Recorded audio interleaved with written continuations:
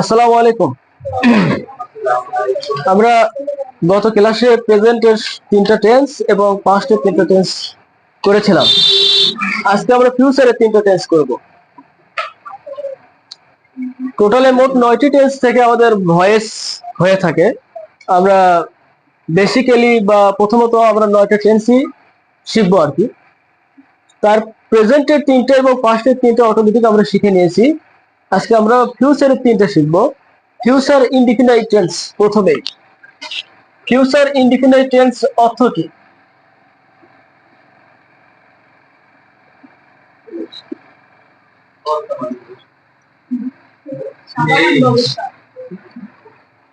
Tense প্রাথমিকভাবে তিন ভাগে ভাগ করা হয়েছিল। একটা হচ্ছে প্রেজেন্ট, দ্বিতীয়ত হচ্ছে পাস্ট, তৃতীয়ত ফিউচার।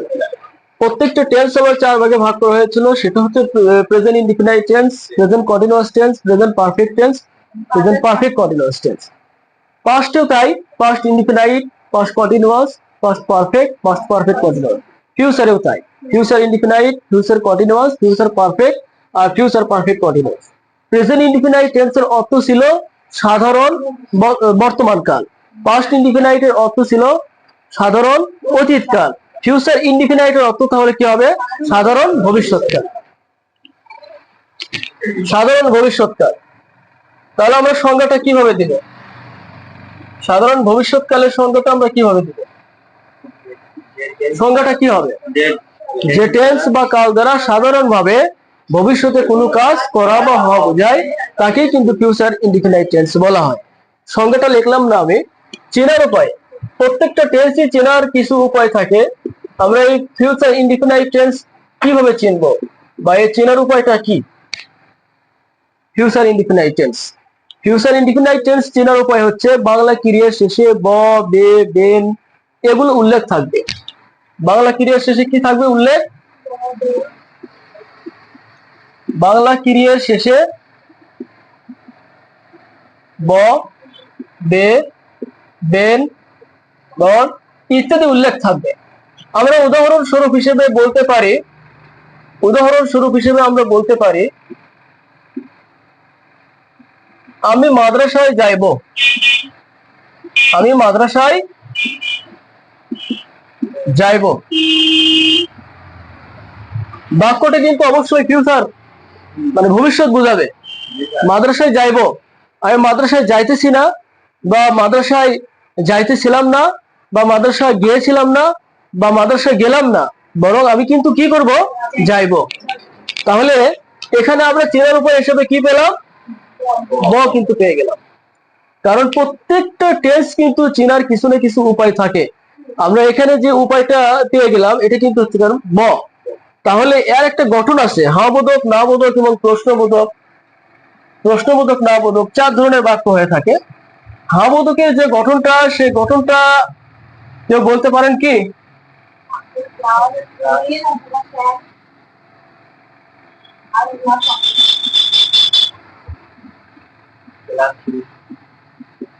এটা হলো হবোধকের গঠন। প্রথমে সাবজেক্ট থাকবে, তারপর শ্যাল অথবা উইল, তারপর ভার্বের 1 নাম্বার, অবজেক্ট এবং ফুল স্টপ। আচ্ছা, ভার্বের 1 নাম্বার কেন বলা হলো? একটা ভার্বের 3টা করে রূপ থাকে, প্রেজেন্ট ফর্ম, পাস্ট ফর্ম এবং পাস্ট পার্টিসিপল ফর্ম। এখানে 1 নাম্বার বলা হলো কারণ শ্যাল এবং উইল এখানে ফিউচার ইনডিফিনাইট টেন্সের অক্সিলারি ভার্ব হিসেবে ব্যবহৃত করা হয়েছে, যার কারণে কিন্তু ভার্বের 1 নম্বর এটা ব্যবহার করা হলো। এই শ্যাল এবং উইলের আরো একটা পরিচয় আছে। এই ভার্বগুলোকে কিন্তু মডাল ভার্বও বলা হয়, মডাল অক্সিলারি ভার্ব বলা হয়। আর তাহলে আমরা এই বাক্যটাকে যদি ট্রান্সলেট করি কি হবে? এনিওয়ান? I will. শ্যালের ব্যবহার এখন হয় না, তবে বিশেষ করে আয়ের সাথে শুধুমাত্র শ্যাল ব্যবহার করা হয়, আর বাকি সবগুলোর সাথে উইল ব্যবহার করা হয়। শুধুমাত্র আয়ের সাথে কি হবে? আর বাকি সবগুলোর সাথে উইল। আর যদি আমি সবগুলোর সাথে উইল ব্যবহার করি তাহলে কিন্তু কোনো সমস্যা নেই, কারণ শ্যালের ব্যবহার এখন তেমন নেই। তাহলে কি লিখবো? আই শ্যাল গো টু মাদ্রাসা। এখানে টুটা কেন বসলো? টুটা কেন বসলো? আর টু যদি আমি না বসাই তাহলে সমস্যাই বা কি? দিক বা গতি বোঝাচ্ছে, যখন কোনো কাজের দিক বা গতি বোঝায় তখন কিন্তু টু ব্যবহার করা হয়। প্রিপজিশনটা আমরা পরে শিখবো। এটা গেল হা বোধক বাক্যের গঠন। না বোধক বাক্যের গঠনটা কি হবে? প্রত্যেকটা টেন্স একই ভাবে, কিন্তু হা বোধক না বোধক প্রশ্নবোধক কিন্তু করা হয়ে থাকে, গঠনটা হয়ে থাকে, কিন্তু অক্সিলারি ভার্ব শুধু আলাদা। যেমন এখানে অক্সিলারি ভার্বটা কি আছে? শ্যাল অথবা উইল আছে। যদি আমরা এই বাক্যটাকে না বোধক বানাই বা না বোধক হিসেবে গঠন করি বা ফরমেশনটা যদি নেগেটিভ সেন্টেন্স দিয়ে দিই, তাহলে আমরা গঠনটা কি লিখবো? প্রথমে সাবজেক্ট, তারপর শ্যাল অথবা উইল, এটা ঠিকই থাকবে কারণ অক্সিলারি ভার্ব হিসেবে ব্যবহার হবে। তারপর কি হবে? নট। এরপর ভার্বের এক নাম্বার অবজেক্ট, ফুল স্টপ। কোনো কিছুই কিন্তু পরিবর্তন হয়নি বা কোনো কিছুই চেঞ্জ হয়নি, শুধুমাত্র একটা কি বর্ধিত হয়েছে? নট।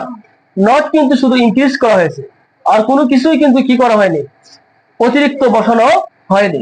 তাহলে আমরা না বোধক হিসেবে যদি একটা বাক্য লিখি, না বোধক বাক্যটা কি হতে পারে? একটা না বোধক বাক্য কে বলতে পারেন? না কথাটার উল্লেখ থাকবে, ব, বে, বেন এগুলো চিনিবার উপরে থাকতে হবে এবং না কথাটার উল্লেখ থাকবে। তাহলে কি হবে? বাক্যটা কি হবে? আমি বাজারে যাইবো না। গুড, এটা একটা না বোধক বাক্য। আমি বাজারে যাইবো না।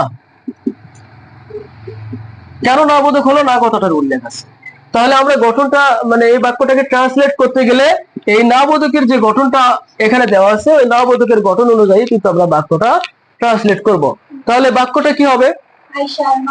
I shall not go to market. I shall not go to market. তৃতীয় নম্বর বাক্য আমরা চলে যাব 3 নম্বর ফরমেশনে। প্রশ্নবোধক। প্রশ্নবোধকের গঠনটা কি হতে পারে? মোস্তাকিম বলেন, প্রশ্নবোধকের গঠন যদি আমরা করি তাহলে কি লিখবো? আমরা শুরুতে কি লিখবো? প্রশ্নবোধক শুরুতে সাবজেক্ট হয় না প্রশ্নবোধক, কারণ আমরা এতক্ষণ ধরে এতগুলো টেন্স করে আসছি। প্রশ্নবোধক বাক্য করতে গেলে কিন্তু অক্সিলারি ভার্বটা আগে আনতে হয়, অক্সিলারি ভার্ব। তাহলে আমরা অক্সিলারি ভার্ব আগে যদি নিয়ে আসি তাহলে এখানে শ্যাল অথবা, তারপর কি হবে? সাবজেক্ট, তারপরে ভার্বের এক নাম্বার অবজেক্ট এবং প্রশ্নবোধক চিহ্ন। কোনো চেঞ্জ কিন্তু নেই, কোনো চেঞ্জ নেই। ওই শ্যাল এবং উইল কিন্তু ঘুরে ফিরে ওই একইভাবেই কিন্তু বাক্যের ভিতরে ব্যবহার করা হচ্ছে, কিন্তু কখনো শ্যাল এবং উইলের পরে নট হচ্ছে, আবার কখনো শ্যাল এবং উইল সাবজেক্টের আগে ব্যবহার করা হচ্ছে। আমরা যখন শ্যাল এবং উইলের পরে নট ব্যবহার করতেছি তখন কিন্তু বাক্যটা অটোমেটিক্যালি নেগেটিভ হয়ে যাচ্ছে, আর যখন শ্যাল এবং উইলটা সাবজেক্টের আগে আনতেছি তখন কিন্তু বাক্যটা প্রশ্নবোধক হয়ে যাচ্ছে। আর যখন সাবজেক্টের পরে শ্যাল এবং উইল ব্যবহার করতেছি, নট যখন ব্যবহার না করে দিচ্ছি তখন কিন্তু বাক্যটা হাবোধক হয়ে যাচ্ছে। অ্যাফার্মেটিভ, নেগেটিভ এবং ইন্টারোগেটিভ। আর যদি আমরা ইন্টারোগেটিভ নেগেটিভ যদি করতে চাই তাহলে কিন্তু ওই শ্যাল এবং উইলটা বাক্যের শুরুতে আনার পর সাবজেক্টের পর কিন্তু একটা নট বসাতে হবে। তখন বাক্যটা কি হবে? যে will you not go to market, তুমি কি বাজারে যাইবে না? এটা আমাদের নেগেটিভ এবং প্রশ্নবোধক বাক্য হিসেবে হয়ে যাবে গঠন আর কি। তাহলে আমরা 4 ধরনের ফরমেশন কিন্তু এখান থেকে পেয়ে গেলাম: অ্যাফার্মেটিভ, নেগেটিভ, ইন্টারোগেটিভ এবং নেগেটিভ ইন্টারোগেটিভ। এই টেন্সে কারো আর কোনো প্রশ্ন আছে? শুধুমাত্র আয়ের সঙ্গে শ্যাল ব্যবহার করা হয়, বাকি সবগুলো সাবজেক্টের সঙ্গে উইল ব্যবহার করা হয়। তবে যদি আমি সবগুলোর সঙ্গে উইল ব্যবহার করি তাহলেও কিন্তু বাক্য ভুল হবে না। দ্বিতীয় নম্বর টেন্সে যাব, ফিউচারের।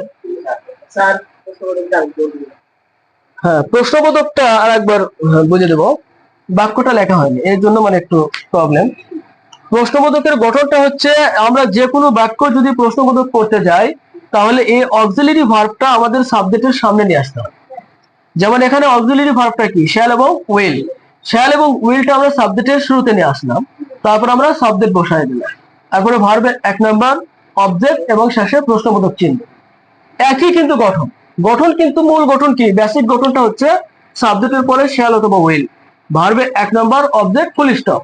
আর এটাকে যখন আমরা নেগেটিভ করে দিলাম তখন কিন্তু এরপর শুধু একটা নট বসায় দিলাম।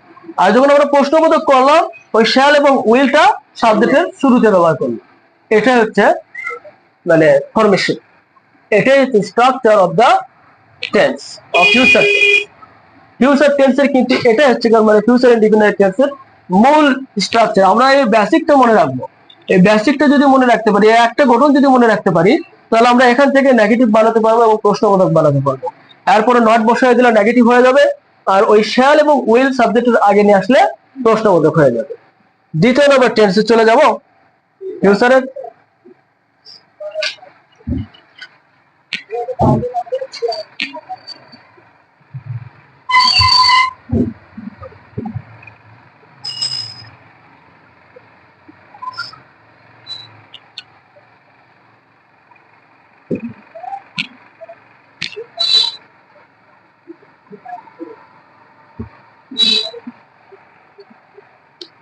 দ্বিতীয় নম্বর টেন্স কি? Continuous tense. কন্টিনিউয়াস টেন্স বলা হয়েছিল যে যতগুলো কন্টিনিউয়াস টেন্স আছে সবগুলো কন্টিনিউয়াস টেন্সে ভার্ব প্লাস কি হবে? আইএনজি যুক্ত হবে। শুধুমাত্র অক্সিলারি ভার্বে চেঞ্জ হবে, যে আমরা প্রেজেন্টে এম ইজ আর ব্যবহার করেছি, পাস্টে ওয়াজ আর ওয়্যার ব্যবহার করেছি। আর এই ফিউচার কন্টিনিউয়াস টেন্সে বলা হয়েছিল যে শ্যাল এবং উইল যদি থাকে তাহলে কিন্তু কখনোই ভার্বের সাথে কি হবে না? কোনো কিছু যুক্ত হবে না। কারণ এগুলো শুধু ফিউচার ইনডিফিনাইটের অক্সিলারি ভার্বই নয়, বরং এগুলোকে মডেল ভার্বও বলা হয়। আর এই মডেল ভার্ব কখনোই ভার্বের সাথে আইএনজি, এসইএস বা ভার্বের 3 নম্বর কোনো কিছু করতে দেয় না, ভার্বের প্রেজেন্টে রাখে। তাহলে আমরা এই ফিউচার কন্টিনিউয়াস টেন্স যদি গঠন করতে যাই, প্রথমে আমাদের আগে চেনার উপায়টা জানতে হবে। চেনার উপায়টা কি? চেনার উপায়টা হচ্ছে যে বাংলা ক্রিয়া শেষে তে থাকিব, তে থাকিবা, তে থাকিবে, তে থাকিবেন, সাধারণভাবে বেসিক্যালি এই চেনার উপায়টাই পাওয়া যায়। আমরা তাহলে বাক্যটা যদি বলি, এই চেনার উপায় দিয়ে, তাহলে একটা বাংলা বাক্য আপনাদের মধ্যে থেকে যে কোনো একজন বলেন, কি হবে বাংলা বাক্যটা? তে থাকিব, তে থাকিবা, তে থাকিবে, তে থাকিবেন। এগুলো চেনার উপায় মানে ফলো করে বা এই ডিরেকশন অনুযায়ী আপনাকে বাক্যটা বলতে হবে। আমি মাঠে খেলতে থাকবো, ইউ আর রাইট। আমি মাঠে খেলতে থাকিব। এখানে যদি আপনি দেন যে আমি মাঠে ফুটবল খেলতে থাকবো, তাহলে বাক্যটা আর একটু ভালো হয়। খেলতে থাকিব। এবার আমাদের দরকার কি? আমরা চেনার উপায়টা পেয়ে গেলাম, বাক্যটা পেয়ে গেলাম। এবার আমাদের গঠনটা দরকার, বা আমরা কিভাবে বাক্যটাকে ট্রান্সলেট করব, এই জন্য আমাদের গঠনটা খুবই দরকার। গঠন কি কারো জানা আছে?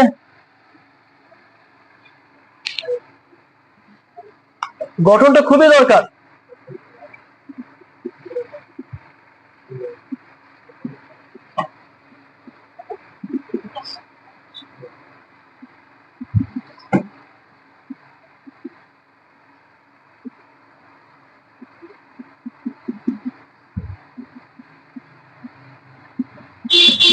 মাঝখানে এক অংশ ফাঁকা রাখা হয়েছে, এই অংশ ফাঁকা রাখা হয়েছে এবং এখানে ভার্বের সাথে আইএনজি যুক্ত করা হয়েছে। তার মানে কি? যে আমি কিছুক্ষণ আগে বলে দিলাম যে শ্যাল এবং ওয়েল যদি থাকে তাহলে কিন্তু ভার্বের সাথে কোনো কিছু যুক্ত করা যাবে না বা কোনো কিছু যুক্ত হবে না। তাহলে এখানে আমি ভার্বের সাথে কিন্তু অটোমেটিক্যালি আইএনজি যুক্ত করে দিয়েছি। তো এখানে আমি কি কি বসালে ভার্বের সাথে আইএনজি যুক্ত করতে পারবো? এই গঠনে আমি কি বসাবো? এই ফাঁকা জায়গায় কি বসাতে হবে? বি বসাতে হবে। তাহলে গঠনটা কি হয়ে গেল? Subject plus shall will be verb ING object full stop. তাহলে বাক্যটা আমি যেটা লিখলাম এখানে, যে আমি মাঠে ফুটবল খেলতে থাকিব, আমি মাঠে ফুটবল খেলতে থাকিব। তাহলে প্রথমে কি লিখবো আমি? তারপর কি লিখবো? Shall be, I shall be. তারপরে কি লিখবো? I shall be playing. তারপরে football in the field. In the field এটা কেন লিখলাম? এটা অতিরিক্ত হিসেবে বাক্যের সাথে ব্যবহার করা হয়েছে, যেটাকে ইংরেজিতে এক্সটেনশন বলা হয়। যখন অতিরিক্ত কোনো অংশটা ব্যবহার করা হয়, এটা বাক্যের শেষে যুক্ত করতে হবে। In the field, in the pond, in the Madrasa, in the school, in the বাজার, কোনো কিছুর মধ্যে যদি বোঝায়। এই বাক্যটাকে যদি আমি না বোধক করি বা নেগেটিভ বানাই, নেগেটিভের গঠনটা কি হবে? Negative sentence. এই গঠনটাকে যদি আমরা নেগেটিভ হিসেবে লিখি তখন কি হবে? Subject plus shall will B. না না না, শ্যাল এবং উইল এর পরে নট বসাতে হবে, তারপর হবে be. Verb, one, ING, object, full stop. এখানে কেন শ্যাল এবং উইল এর মাঝখানে নট বসলো? কারণ এখানে দুইটা অক্সিলারি ভার্ব আছে, ওখানে একটা অক্সিলারি ভার্ব ছিল শ্যাল অথবা উইল, যার কারণে আমরা তারপরে নট বসায় বাক্যটাকে নেগেটিভ করেছি। কিন্তু এখানে দুইটা অক্সিলারি ভার্ব আছে, একটা হচ্ছে শ্যাল উইল আর একটা আছে কি বি। আমরা যদি শ্যাল উইল বির পরে নট বসাই তাহলে কিন্তু বাক্য হবে না। শ্যাল উইল এর পরে কিন্তু নট বসে তারপরে কিন্তু কি করতে হবে? বি লিখতে হবে। তাহলে এটাকে আমি, এই বাক্যটাকে আমি নাবোধক বানাবো যে আমি মাঠে ফুটবল খেলতে থাকিব না। তাহলে বাক্যটার ট্রান্সলেট কি হবে?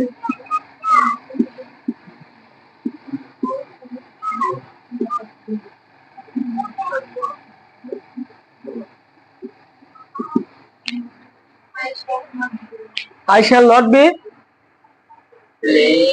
playing. I shall not be playing football in the field.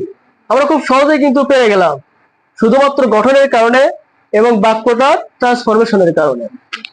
তাহলে কি লিখলাম আমরা? যে I shall not be playing football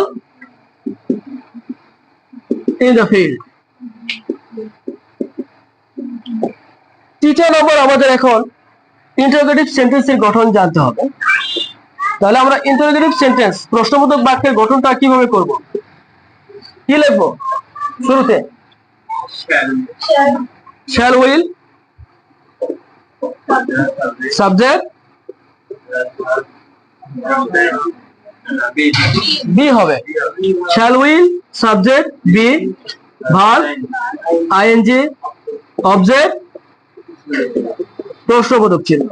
এই বাক্যটাকে যদি আমি প্রশ্নবোধক বানাই, আমি কে মানে আমি দিয়ে যেহেতু বাক্য, নিজে নিজেকে প্রশ্ন করা যায় না, প্রশ্নবোধক একটা বাক্য আপনারা তৈরি করেন, বা প্রশ্নবোধক বাক্যটা একটু বলেন কি হতে পারে? তুমি কি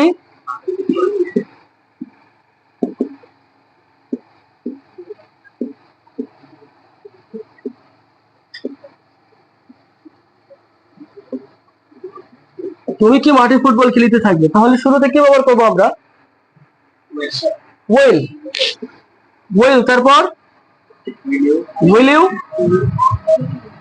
will you be, will you be playing football in the field. আমরা এক নজরে একটু দেখি, একই গ্লান্স, যে চিনের উপায়টা কি? তে থাকিব, তে থাকিবা, তে থাকিবে, তে থাকিবেন। আর হাবোধকে আমরা গঠনটা কি পেলাম? প্রথমে সাবজেক্ট, তারপরে শ্যাল অথবা উইল, তারপর be, verb plus ING, object, full stop. নাবোধকে গঠন কি পেলাম আমরা? প্রথমে সাবজেক্ট, তারপর কি শ্যাল অথবা উইল, তারপর নট, তারপর বি, ভার্ব এক নম্বর, আইএনজি, অবজেক্ট। আর ইন্টারোগেটিভে আমরা কি পেলাম? শ্যাল অথবা উইল সাবজেক্টের আগে, তারপর সাবজেক্ট, বি, ভার্বের সাথে আইএনজি, অবজেক্ট এবং প্রশ্নবোধক চিহ্ন।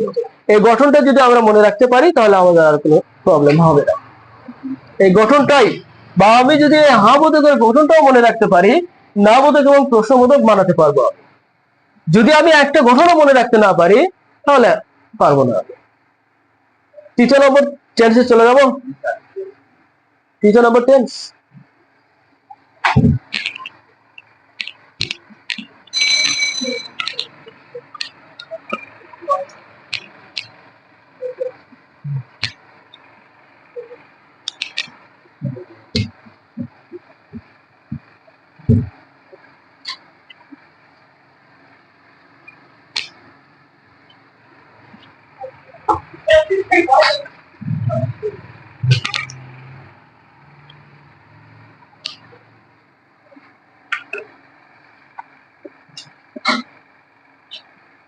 ফিউচার পারফেক্ট টেন্স,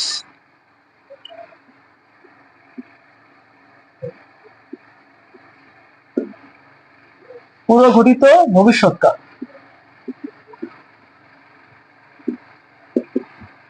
মানে ভবিষ্যতে কোনো কাজ হয়েছে কিন্তু তার গ্রহণযোগ্যতা বা তার কার্যপ্রণালী বা তার কাজটা বা ফলাফলটা এখনো কি আছে, বিদ্যমান রয়েছে।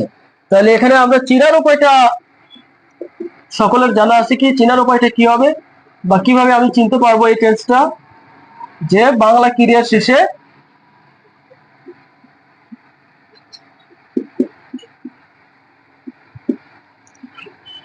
আ থাকিব।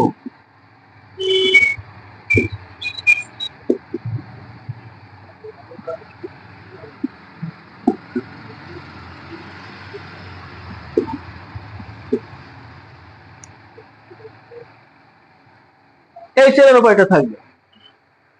আমরা কন্টিনিউয়াসলি কি পেলাম? তে থাকিব, তে থাকিবা, তে থাকিবে, তে থাকিবেন। আর এখানে আমরা কি ওই তের জায়গায় শুধু কি বসায় দিলাম? আ বসিয়ে দিলাম। আর হাবোধকের গঠনটা আমরা যদি একটু দেখি তাহলে আমরা কিন্তু করতে পারবো খুব সহজেই। সাবজেক্ট, তারপর কি হবে? শ্যাল অথবা উইল, তারপর কি হবে? Have, verb, three, object, full stop. আমি কাজটি করিয়া থাকিব। আমি, হ্যাঁ, শ্যালের সাথেও হ্যাভ হবে, উইলের সাথেও হ্যাভ হবে, এখানে হ্যাজ হবে না। আমি কাজটি করিয়া থাকিব, চেনার উপায় পাইছি আমি, পেয়েছি কিন্তু। তাহলে প্রথমে আমি কি বসায় দেব? Subject, I shall have done the work. I shall have done the work. হ্যাঁ, এবার না বোধকে যদি আমরা যাই তাহলে এই বাক্যটাকে না বোধক যদি করতে যাই তাহলে কি লিখবো? স্ট্রাকচার আমরা subject shall will not have, তারপর কি লিখবো? Verb three, object, full stop. এই বাক্যটাকে যদি আমরা না বোধক করি তাহলে কি হবে?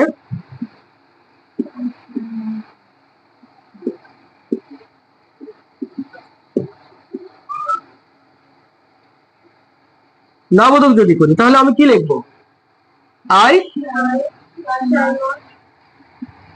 I shall not have done the work.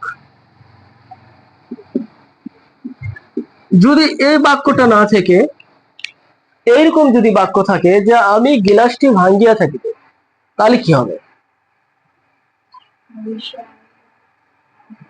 I shall have ভাঙ্গিয়া থাকিব। ভাঙ্গার ইংরেজি কি? ব্রেক। ব্রেকের 3 নাম্বার কি? Break, broke, broken. তাহলে I shall have broken the glass। না বোধক I shall not have broken the glass। প্রশ্নবোধক shall I have broken the glass। প্রশ্নবোধক বাক্যের গঠনটা কি হবে?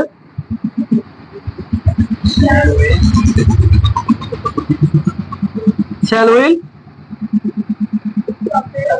subject, have,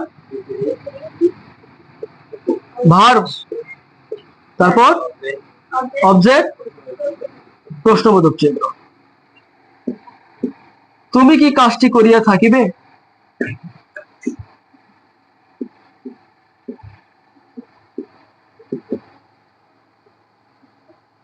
বাক্যটা কি হবে? will you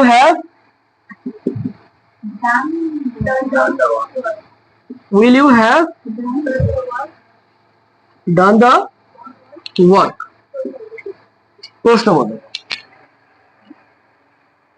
আমাদের একটা জিনিস লক্ষ্য করা উচিত গভীরভাবে, প্রেজেন্টের যখন আমরা 1 নম্বর বাক্যটা করলাম, যে প্রেজেন্ট ইনডিফিনাইট টেন্সে যখন বাক্যটা করলাম তখন কিন্তু ভার্বের 1 নম্বর ব্যবহার করেছিলাম যে I eat rice.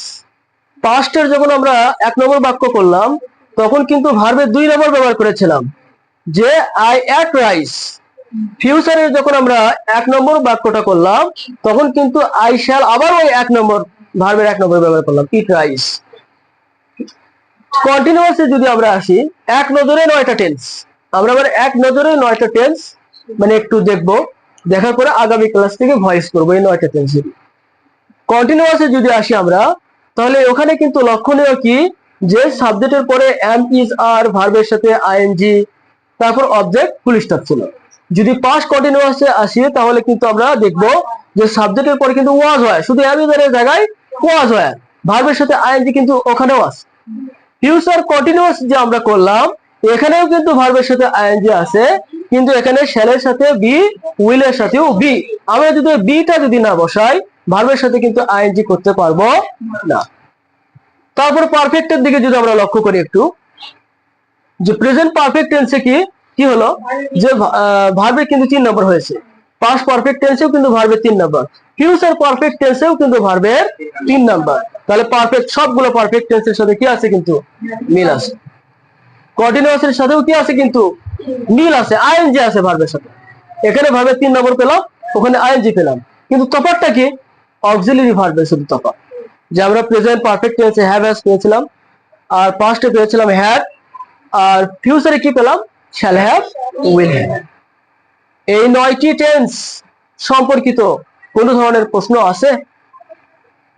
Any question about the tense?